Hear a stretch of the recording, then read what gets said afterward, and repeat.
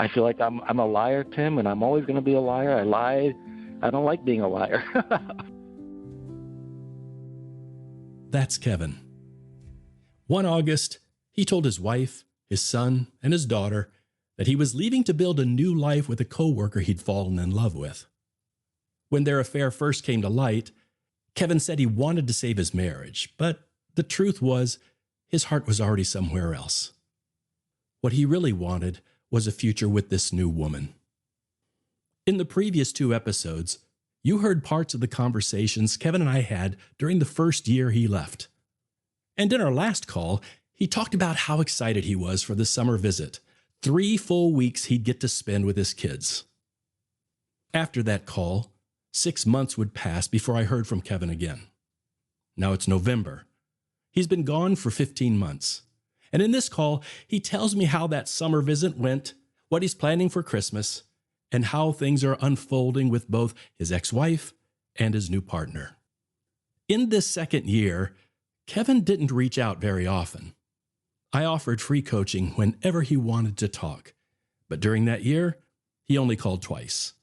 In this episode, you'll hear his reflections from our November conversation, and later, from a call he made at the end of February. As part of our agreement, Kevin allowed me to record these conversations and use them if they could ever be of help to others, as long as I protected the identities of anyone involved. And so, to maintain that anonymity, I replaced names with subtle sounds. His wife is represented by a piano. His affair partner by a chime. His son by a guitar strum. His daughter's name by a flute. And his wife's new boyfriend is represented by a ping.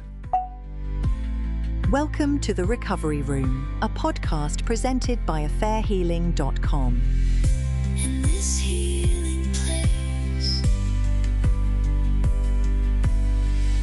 in this healing place. If you're listening because you were involved in an affair and you're trying to understand why it happened and how to change, I can help you with that. That's the heart of my work. You can learn more at affairhealing.com/renovate. In our November conversation, Kevin catches me up on what's happened since we last talked and shares some of the things he's looking forward to. I'm still with now. With the boyfriend that had moved in, so that hasn't really changed. The kids came for 3 weeks in the summer, which was really nice. I still feel this terrible guilt and shame. I'm very much drawn to that news story that I've seen, that man in Colorado, I think, who killed his wife and 2 kids.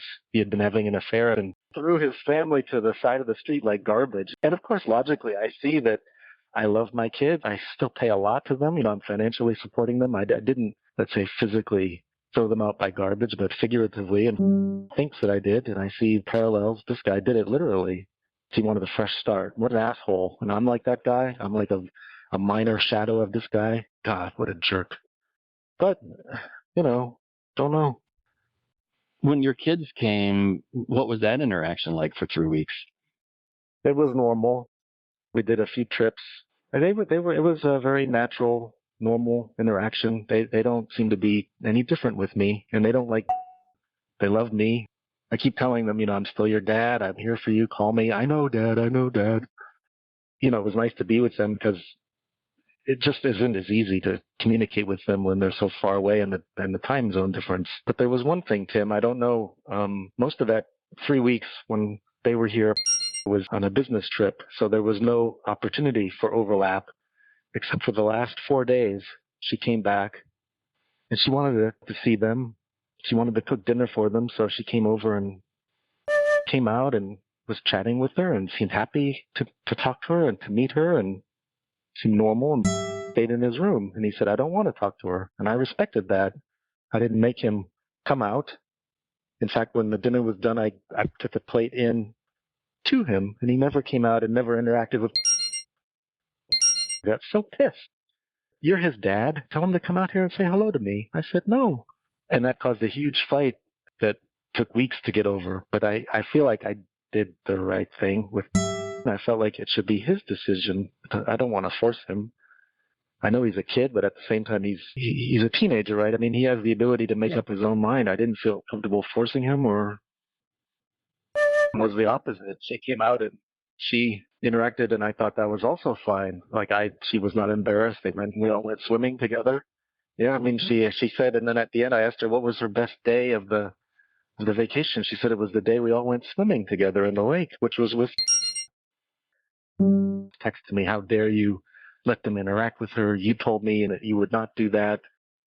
At this point, I don't think he ever wants to have any interaction with. He's rude about to me privately, but I don't push back. He was not rude to her when she was here, just he stayed in his room. I've concluded that he's jealous of my kids. You know, these life insurance policies that made me get when I left. I have 2 life insurance policies that are to cover all the bills that couldn't pay when I'm gone. Of course, the beneficiaries are my kids, but they're minors, and insisted it not be, which is illegally impossible. It would be the 2 kids and split into 3 ways. That's crazy. I said, "You have a job. You don't need insurance if I die. I'm not even supporting you now." It didn't make sense, but it caused a huge fight, and I think it illustrates this need to compete with my kids.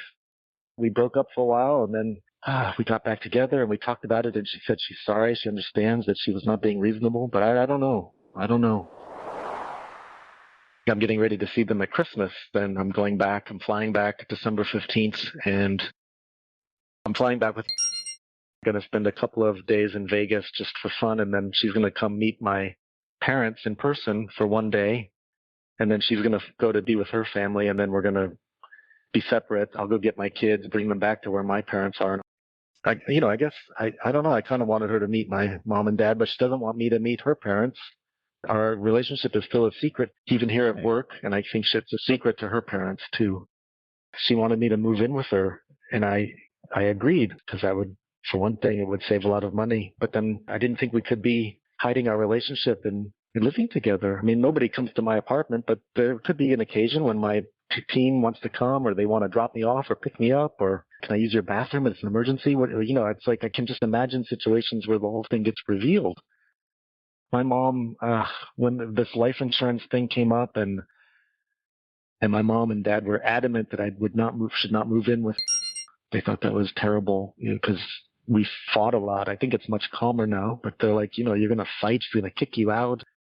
I don't know. Certainly they know what is going on, and I text them pictures of us together, and they know of everything, but I just thought they would like to meet her and see what she's like in person. They don't know her. They're probably curious. Have they expressed that? No, not really.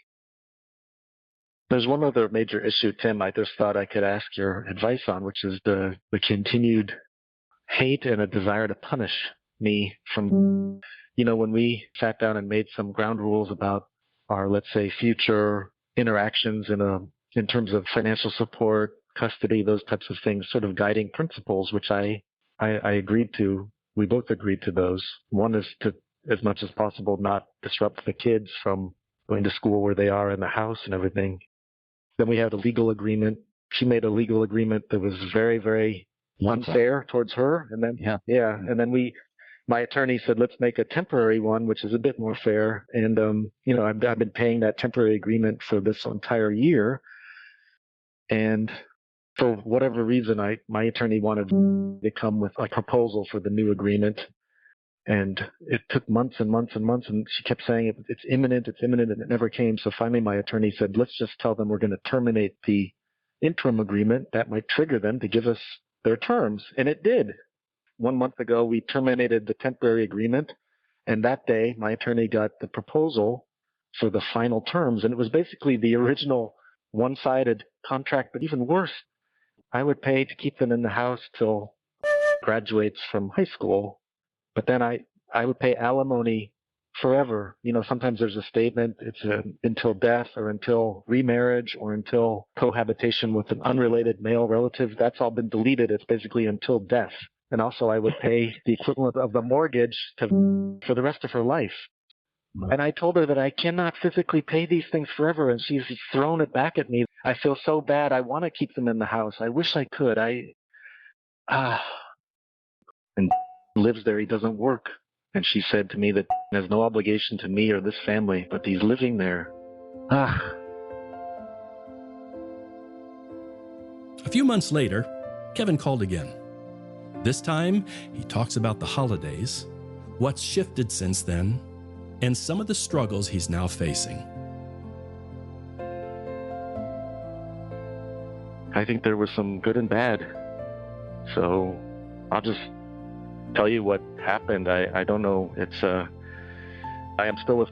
We left and we spent a few days in Las Vegas before the holidays, which was a lot of fun. And then we departed Vegas and she went to see her parents, and I flew and rented a car and picked up my kids. Well, I got there Friday. It was sort of weird because she wanted me to sign a visitation agreement. I felt like she distrusted me so much that she didn't want me to take the kids without signing an agreement that would state when I picked them up, when I would bring them back. So prior to the visit, I had to get all that done. And I arrived there Friday night, and my agreement was to pick them up Saturday morning at 9. But she said, you're here already. Why don't you take them out to dinner? That'd be fine. So great. I picked them up from the house, was not home. And the kids said that they were instructed not to let me in. So I picked them up and we went out to dinner, and I brought them back and they just ran in the house. And then Saturday at 9, I picked them up and she invited me in, and it was very cordial. I even shook his hand, said hello. And the kids were excited to show me they have a dog now. So I got to meet the dog. The cat that I left behind, I got to visit the cat in the basement. And they were, excited. And then we jumped in the car and drove home.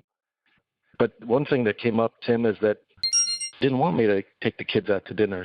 I don't know, it seemed weird that she seemed to resent that. And she got mad at me, and I said, that's not fair at all, because I hardly see them, and we just went out to dinner. There's nothing.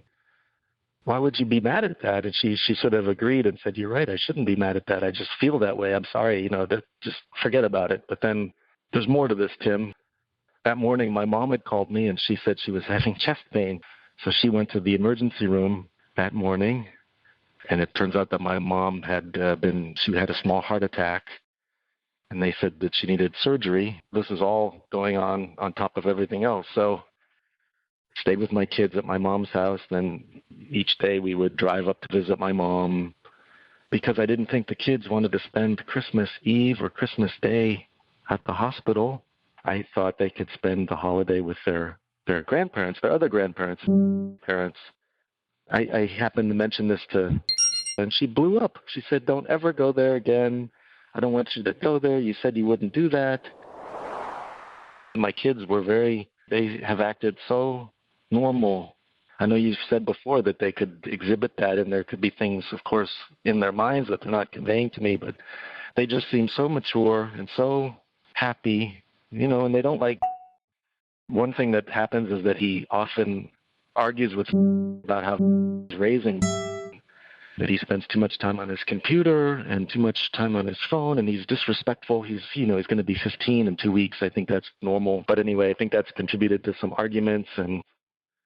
But he's living there, Tim, and I think I'm paying spousal support, and my attorney says I shouldn't do that. But I'm afraid to stop that.